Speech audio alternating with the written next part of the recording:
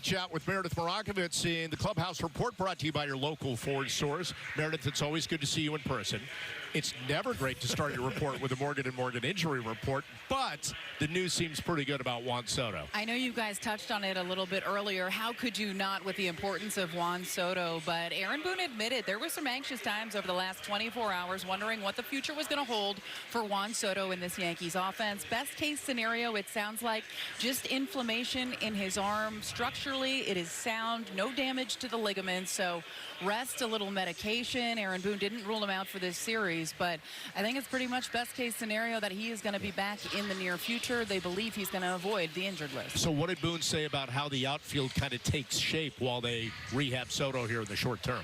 Well, you're going to see Alex Verdugo in left field per usual. Trent Grisham is in center tonight. And, oh, yeah, Aaron Judge is a pretty good right fielder. So he's back in right field. When I pressed Aaron Boone as to whether or not that would remain until Soto gets back, he's not setting anything in stone, but I would think that's the way they're most likely going to go. So they're not necessarily going to lose too much there, with Trent Grisham being a great center fielder. And then when you look at the batting order, they're sliding Alex Verdugo into that 2-hole.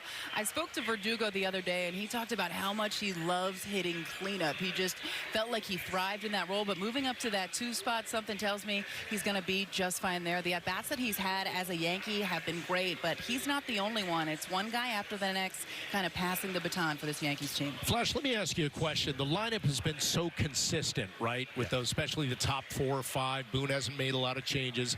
Now it's just a little different. Do the players feel that, or does it even matter? I mean, some of the middle of the lineup guys might feel it, but I think Verdugo, speaking to Meredith earlier, said it perfectly. We're just trying to put good at-bats wherever we're hitting and try to hit the ball hard. So if Verdugo started out, 7th in the lineup, then moved up to 4th and did great, now he's hitting 2nd, I think he's a perfect guy to hit number 2 in the lineup to give Volpe a little protection and hit in front of Aaron Judge. I'm intrigued by Trent Grisham, and I wanted to ask Meredith about this. This is a guy, Meredith, who's used to being an everyday player. Look at his numbers and what he did in San Diego. Played over 150 games.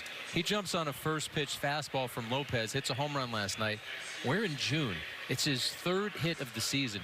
You've spoken to him, you've interacted with him, you've watched him with his teammates in the clubhouse. How has he handled that lack of playing time? Look, I think he knew coming in his role was going to change. He was going to be a guy that was going to be coming off the bench and a guy that would be used every couple days. And even Aaron Boone, to his own admission, said earlier in the season he thought there would be more opportunity for Trent Grisham. But based on the way everyone else has played, that just has not been the case. Now, he's in here every day. He's in the cage. He continues to work to try to stay ready. And I think it has to be a frustrating process for him not being able to get consistent at-bats. And then you get out there for one start. I mean, last night, his 5th start in 31 games. You get out there and you're facing somebody nasty and you haven't seen live pitching in quite some time.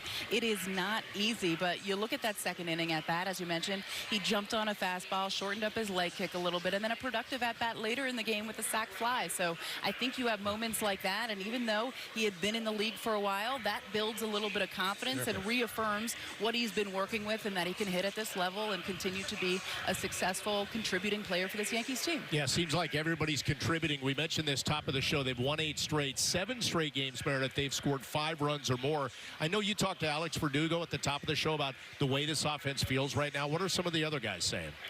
You know what? It's funny because they all trust in each other and all believe in each other. And I spoke to James Rouse, the Yankees hitting coach, the other day, and he kind of spoke to that. He said that's not just during this win streak recently. That's really been the mentality from the beginning of the season. And when you have an offense, when you trust the guy behind you, it doesn't make you try to do too much when you're in the batter's box. You know, if you work a walk, the guy behind you is going to find a way to get it done. So I think it's a lot of them feeding off of each other, not trying to do too much.